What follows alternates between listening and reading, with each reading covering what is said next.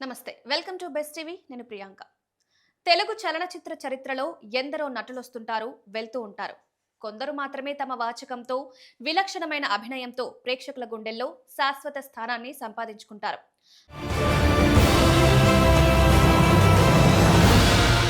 అలాంటి అరుదైన నటుల్లో నూతన్ ప్రసాద్ ఒకరు. నెగటివ్ పాత్రల్లో క్రూరత్వాన్ని పండిస్తూనే కామెడీ పాత్రలతో కడుపుబ్బ నవ్వించడం ఆయనకే చెల్లింది. 101 జిల్లాల అందగాడు అనగానే ఇప్పటికీ తెలుగు ప్రేక్షకుల ముఖాల్లో ఒక తెలియని చిరునవ్వు వినిపిస్తుంటుంది. అయితే ఈ నవ్వుల వెనుక, ఆయన సృష్టించిన రికార్డుల వెనుక ఒక నిరంతర పోరాటం, గుండెను పిండేసే విషాదం దాగి ఉన్నాయి. నూతన్ ప్రసాద్ అసలు పేరు తాడేనాడ సత్యదుర్గా ప్రసాద్. 1945 డిసెంబర్ 12న కృష్ణా జిల్లా కైకలూరులో ఒక సామాన్య కుటుంబంలో ఆయన జన్మించారు. తండ్రి గుమాస్తాగా వచ్చే అరకొర సంపాదన, తల్లి బట్టలు కుడుతూ సంపాదించే కొద్దిపాటి పైసలతోనే ఇల్లు గడిచేది. అంతటి ఆర్థిక ఇబ్బందుల్లోనూ చదువుపై శ్రద్ధ పెట్టి మచిలీపట్నంలో ఐఐటి పూర్తి చేశారు. ఆ తర్వాత ఇరిగేషన్ డిపార్ట్మెంట్, హెచ్ఏఎల్ లాంటి సంస్థల్లో చిన్న ఉద్యోగాలు చేసినా ఆయన మనసంతా నాటక రంగంపైనే ఉండేది.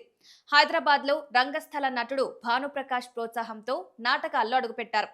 ఒక పక్క ఉద్యోగం చేస్తూనే మరో పక్క 10 ఏళ్ల పాటు స్టేజ్ పైన రకరకాల పాత్రలు వేస్తూ ఉత్తమ నటుడిగా ఎన్నో అవార్డులు అందుకున్నారు.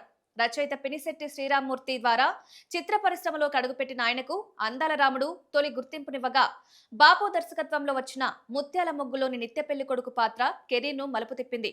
అయితే కెరీర్ ప్రారంభంలో బొద్దుగా కనిపించాలనే స్నేహితుల సలహాతో మద్యానికి అలవాటు పడ్డారు. అది ఆరోగ్యాన్ని దెబ్బతీసే స్థాయికి వెళ్లడంతో ఒకరోజు దృఢ నిశ్చయంతో ఆ వ్యసనాన్ని పూర్తిగా వదిలేశారు. ఆ క్షణమే తన పేరును వరప్రసాద్ నుంచి నూతన్ ప్రసాద్ గా మార్చుకున్నారు. ఆ మార్పు సెంటిమెంట్లా వర్కౌట్ అయింది. చలిచీమలు చిత్రంలో ఆయన చెప్పిన 101 జిల్లాల అందగాన్ని అనే డైలాగ్ గ్రామఫోన్ రికార్డులెక్కి ఆయన పేరును ఇంటింటికి చేర్చింది. ఎన్టీఆర్, ఏఎన్ఆర్ల నుంచి చిరంజీవి, బాలకృష్ణ వరకు 3 తరాల స్టార్ హీరోలతో ఆయన స్క్రీన్ షేర్ చేసుకున్నారు. 1989 ఫిబ్రవరి 1 నూతన్ ప్రసాద్ జీవితంలోనే అత్యంత చీకటి రోజు. రాజేంద్ర ప్రసాద్ కథానాయకుడుగా నటిస్తున్న బామ్మ మాట బంగారు బాట సినిమా షూటింగ్ జరుగుతోంది. కారు గాలిలో ఎగిరే ఒక సాహసోపేతమైన సన్నివేశాన్ని క్రేన్ సహాయంతో చిత్రీకరిస్తున్నారు. దురదృష్టవశాత్తు క్రేన్ గొలుసు తెగిపోవడంతో కారు ఒక్కసారిగా కింద పడిపోయింది. ఈ ఘోర ప్రమాదంలో నూతన్ ప్రసాద్ వెన్నెముక తీవ్రంగా విరిగిపోయింది. 2 కాళ్లు చలనం కోల్పోయి నిలబడే శక్తిని కోల్పోయారు. ఒక అద్భుతమైన నటుడి కెరీర్ అలా వీల్ చైర్కే పరిమితమైపోవడం యావత్ టాలీవుడ్ ను కన్నీరు పెట్టించింది. శరీరం సహకరించపోయినా ఆయనలోని నటుడు మాత్రం ఓడిపోలేదు.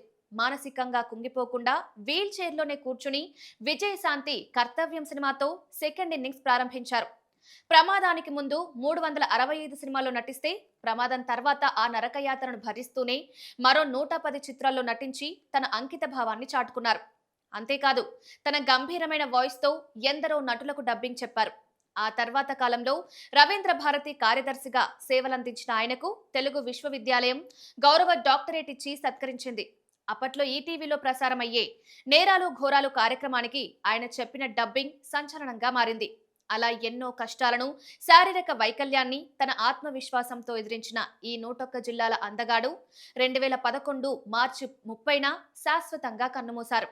ఆయన భౌతికంగా మన మధ్య లేకపోయినా ఆయన నటన, పోరాట పటిమ తెలుగు ప్రేక్షకుల గుండెల్లో చిరస్థాయిగా నిలిచిపోయింది. ఈ వీడియో మీకు నచ్చినట్లయితే please subscribe to best TV.